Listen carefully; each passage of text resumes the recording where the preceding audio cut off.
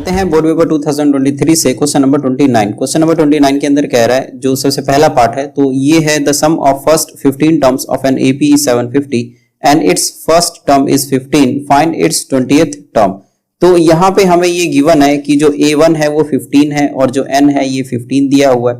20th term हमको पता करना है, जबकि जो सम ऑफ 15 टर्म्स है ये 750 दिया हुआ है। तो हम जानते हैं जो सम ऑफ n टर्म्स होता है, मतलब जो Sn होता है ये होता है n/2 2a1 plus n-1 into D. तो हमें इसके ऊपर वैल्यू पुट कर देना है। तो जैसे कि यहाँ पे S15 दिया हुआ है, तो यहाँ पे Sn की जगह पे ये हम 15 लिख लेंगे S15।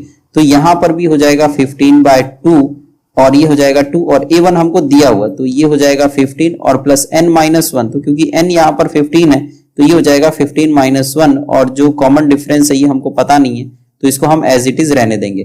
तो जो S15 है ये है 750, तो यहाँ पे हो जाएगा 750 इज इक्वल टू 15/2 और इधर हो जाएगा 30 प्लस 15-1 14d। अब ये जो 2 है इसको अगर हम इधर लेकर आए तो ये हो जाएगा 750 मल्टीप्लाई 2 और जो 15 है वो आ जाएगा डिवाइड में और इज इक्वल टू ये है 30 प्लस 14d। तो अगर हम इसको कट करें तो ये हो जाएगा 15 5 75, तो एक 5 और ये 0, तो ये हो जाएगा 50 और 50 को 2 से मल्टीप्लाई करेंगे तो ये आ जाएगा 100। अब इस 30 को अगर हम इधर लेकर आते हैं तो ये आ जाएगा -30 इज इक्वल टू 14d। तो यहाँ पर 100 - 30 ये होता है 70 इज इक्वल टू 14d।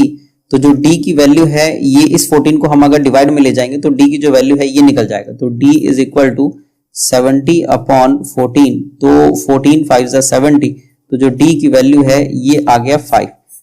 तो अब हमें यहाँ पर A20 अब हम यहाँ पर निकाल सकते हैं। तो क्योंकि यहाँ पर जो A20 है मतलब ये AN है, तो इसके लिए जो फॉर्मूला होगा ये A1 plus n-1 into D हो जाएगा। तो A1 जो है यहाँ पर ये दिया हुआ है हमको A15, तो ये 15 है और n जो यहाँ पे होता है वही हम यहाँ पे लिखते हैं, तो ये आ जाएगा 20-1 और जो कॉमन डिफरेंस है ये है 5।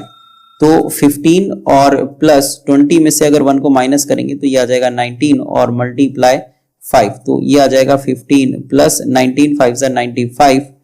अब अगर हम इसको ऐड करें तो ये आ जाएगा 0 और 1 मतलब 11, तो ये आ जाएगा 110।